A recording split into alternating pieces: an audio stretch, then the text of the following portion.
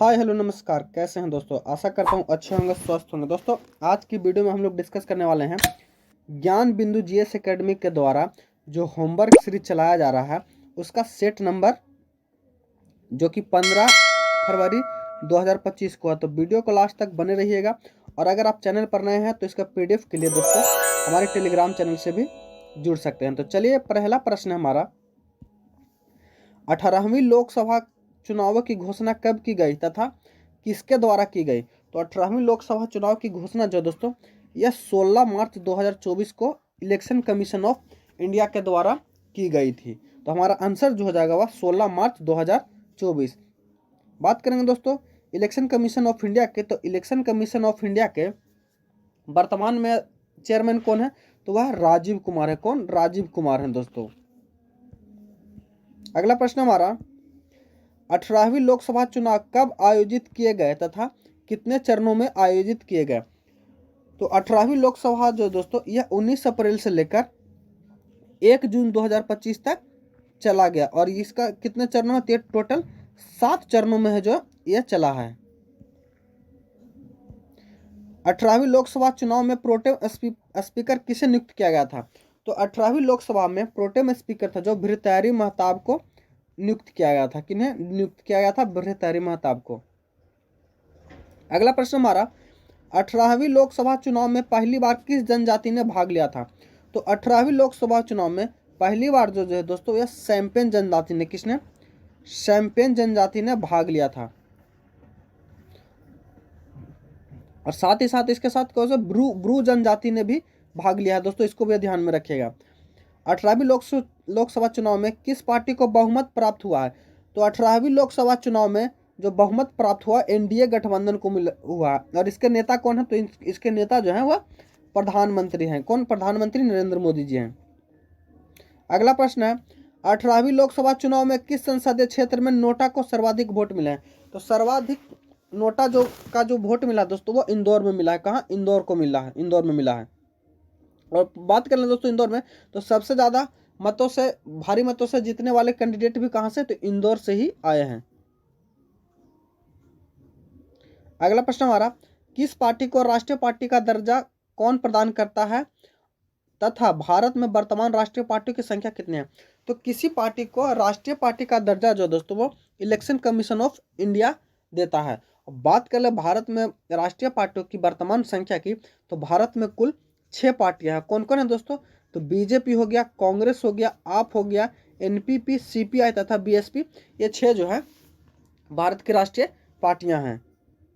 पहले तृणमूल कांग्रेस भी था दोस्तों जिसे समाप्त कर दिया गया।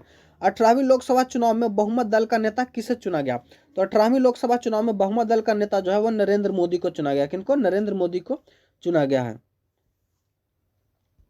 18वीं लोकसभा चुनाव में किस संसदीय सीट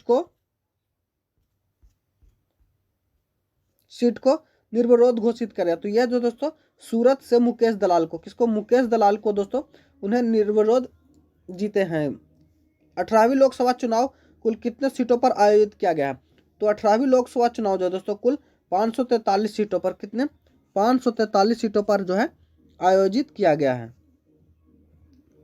अगला प्रश्न हमारा, 18वीं लोकसभा चुनाव में सर्वाधिक मत अंतर से चुनाव किसने जीता था इनका संबंध किस संसदीय क्षेत्र से है। तो यह दोस्तों शंकर लालवानी हमने अभी बताया था, इंदौर से थे। काला पानी विवाद किन दो देशों के बीच का विवाद है। तो काला पानी विवाद जो दोस्तों भारत और नेपाल के, किसके बीच? भारत और नेपाल के बीच विवाद है। भारत और नेपाल के बीच विवाद। अगला प्रश्न हमारा, पानी में गिरा हुआ सिक्का उठा हुआ प्रतीत होता है, यह प्रकाश की किस घटना के कारण संभव है। तो यह प्रकाश के अपवर्तन के कारण संभव है। किसके कारण? प्रकाश के अपवर्तन के कारण जो है यह संभव है। अगला प्रश्न हमारा, 16वें वित्त आयोग के अध्यक्ष कौन बनाया गया। तो 16वें वित्त आयोग के अध्यक्ष जो है अरविंद पनगड़िया बनाए हैं। कौन? अरविंद पनगड़िया। अगला प्रश्न है, किस संस्था द्वारा सूचकांक प्राप्तदाताओं के लिए नियामक ढांचे को मंजूरी दी गई है। तो किसके द्वारा? तो सेबी के द्वारा। किसके द्वारा दोस्तों? सेबी के द्वारा। अगला प्रश्न है, चौरा चौरी घटना में दुखी होकर गांधी जी ने असहयोग आंदोलन को कब रद्द कर दिया। तो चौरी चौरा घटना से दुखी होकर महात्मा गांधी ने जो असहयोग आंदोलन को रद्द कर दिया था वह 12 फरवरी 1922 को किया था। कब? 12 फरवरी 1922 को। अगला प्रश्न हमारा, द्वितीय गोलमेज सम्मेलन में कांग्रेस के प्रतिनिधि के तौर पर किसने भाग लिया था? तो द्वितीय गोलमेज सम्मेलन में कांग्रेस के प्रतिनिधि के तौर पर जो भाग लिया था वो महात्मा गांधी ने लिया था। किसने? महात्मा गांधी ने। अगला है प्रश्न, एलपीजी का प्रमुख घटक क्या है? तो एलपीजी का प्रमुख घटक जो दोस्तों ये ब्यूटेन है। क्या? ब्यूटेन।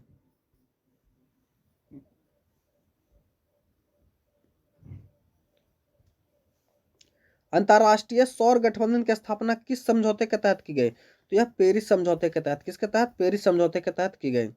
अगला हमारा, अमाशय में भोजन का पाचन किस अम्ल द्वारा होता है? तो अमाशय में भोजन को पाचन होता है तो हाइड्रोक्लोरिक अम्ल द्वारा होता है। किसके द्वारा? HCl द्वारा होता है। अगला प्रश्न हमारा, आदित्य L1 मिशन को इसरो द्वारा किस रॉकेट से लॉन्च किया गया था? तो आदित्य L1 मिशन को इसरो द्वारा PSLV C57 से लॉन्च किया गया था। ऑप्शन नंबर मतलब PSLV C57 जो हमारा सही हो जाएगा। अगला प्रश्न हमारा, संसद सदस्यों की निहारता से संबंधित मामलों पर राष्ट्रपति की सलाह कौन देता है? तो वह जो है चुनाव आयोग देता है। कौन? चुनाव आयोग। WHO की स्थापना कब की गई और इसका मुख्यालय कहां पर है? तो WHO की स्थापना जो दोस्तों ये 7 अप्रैल 1948 को की गई। इसका मुख्यालय जो है वो जिनेवा में। कहां? जिनेवा में। अगला प्रश्न है, किसी देश में किसी वित्तीय वर्ष में उत्पादित सभी वस्तुओं और सेवाओं के मौद्रिक मूल्य के योग को क्या कहते हैं? तो उसको जो है दोस्तों हम लोग क्या कहते हैं? तो उसे राष्ट्रीय आय कहते हैं। क्या? राष्ट्रीय आय। अगला प्रश्न हमारा, किस भारतीय स्वतंत्रता सेनानी ने भारत की प्रति व्यक्ति आय के आकलन का प्रयास किया था? तो दादा भाई नौरोजी ने किया था। किसने? दादा भाई नौरोजी ने। अगला प्रश्न है, सन 1949 में गठित राष्ट्रीय आय समिति के अध्यक्ष कौन थे? तो सन 1949 में गठित राष्ट्रीय आय समिति के अध्यक्ष जो है पीसी महानोबिलिस थे। क्या? पीसी महानोबिलिस। Option number. अगला प्रश्न हमारा, भारत में राष्ट्रीय आय का आकलन गणना किस संगठन कार्यालय द्वारा किया जाता है? तो यह NSO द्वारा किया जाता है। किसके द्वारा? NSO द्वारा। अगला प्रश्न हमारा, सकल घरेलू उत्पाद तथा शुद्ध सकल घरेलू उत्पाद के बीच का अंतर क्या है? तो उसे मूल्यह्रास कहते हैं। क्या? मूल्यह्रास कहते हैं दोस्तों।